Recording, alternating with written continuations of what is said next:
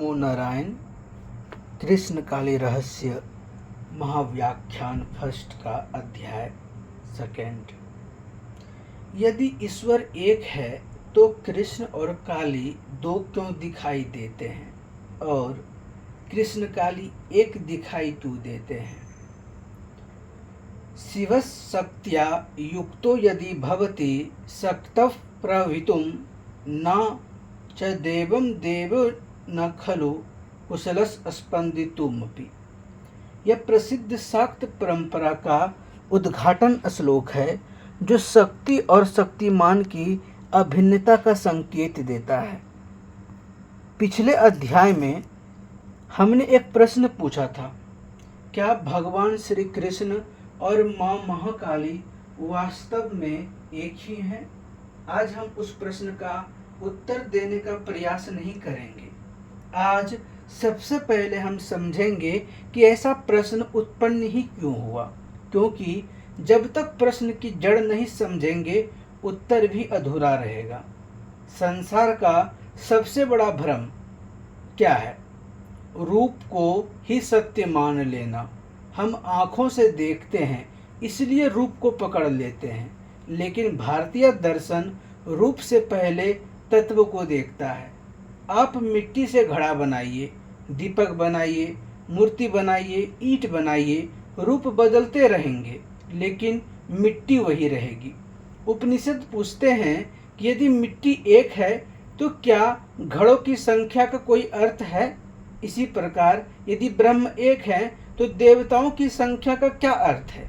देवता कौन है? आज अधिकांश लोग देवताओं को अलग अलग व्यक्तित्व मानते हैं, लेकिन ऋषियों की दृष्टि अलग थी। उनके लिए देवता कॉस्मिक पावर्स थे। सूर्य केवल एक ग्रह नहीं, प्रकाश की शक्ति। अग्नि केवल आग नहीं, रूपांतरण की शक्ति। वायु केवल हवा नहीं, प्राण की शक्ति। इसी प्रकार कृष्ण केवल द्वापर का एक ऐतिहासिक पुरुष नहीं और काली केवल उग्र देवी नहीं। दोनों ब्रह्म की विशिष्ट अभिव्यक्तियां हैं, शक्ति और शक्तिमान। अब एक अत्यंत सूक्ष्म प्रश्न, क्या अग्नि और उसकी गर्मी अलग अलग है? क्या सूर्य और उसका प्रकाश दो हैं? क्या फूल और उसकी सुगंध अलग हो सकती है? नहीं। इसी प्रकार शक्ति और शक्तिमान अलग नहीं। शाक्त परंपरा इसे शक्ति कहती है, वैष्णव इसे योग माया कहते हैं, वेदांत इसे माया या शक्ति कहता है। नाम बदल जाते हैं, तत्व नहीं। यहीं से कृष्ण और काली का पहला सेतु बनता है। कृष्ण बिना शक्ति। एक क्षण के लिए सोचिए, यदि कृष्ण से राधा का तत्व निकाल दें तो क्या कृष्ण पूर्ण रहेंगे? भागवत में गोपियों का प्रेम केवल कथा नहीं, यह ईश्वर की अल्लादीनी शक्ति का दर्शन है।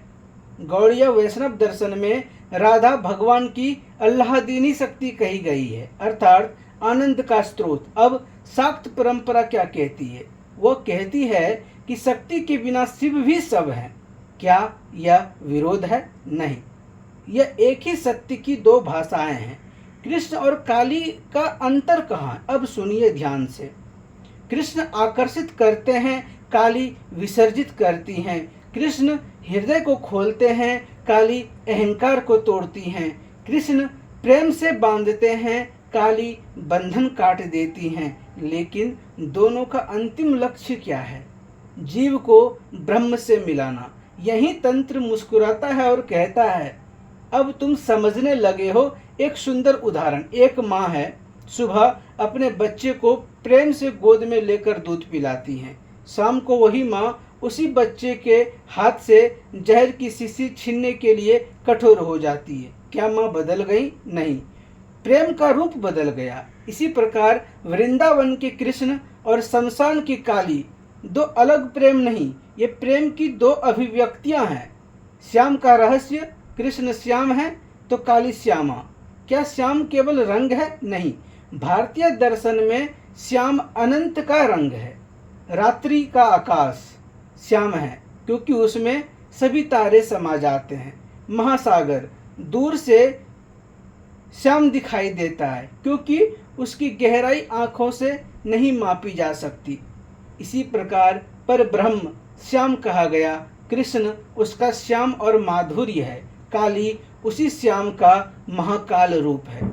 इस अध्याय का निष्कर्ष, आज हमने यह सिद्ध नहीं किया कि कृष्ण और काली एक ही हैं। हमने केवल इतना समझा है कि यदि शक्ति और शक्तिमान अभिन्न है तो कृष्ण और काली का संबंध कल्पना नहीं। यह एक गंभीर दार्शनिक प्रश्न है और यहाँ से हम अगले अध्याय में पहली बार उस बीज ध्वनि में प्रवेश करेंगे जिसे तंत्र क्लीम कहता है, और वास्तव में एक ध्वनि प्रेम भी बन सकती है और मुक्ति भी। हम अगले अध्याय में जानेंगे। मिलते हैं अगले वीडियो में, तब तक हंसते रहिए, मुस्कुराते रहिए, गदगदाते रहिए। ओम नमो नारायण। नमश्चंडिकाय ओम।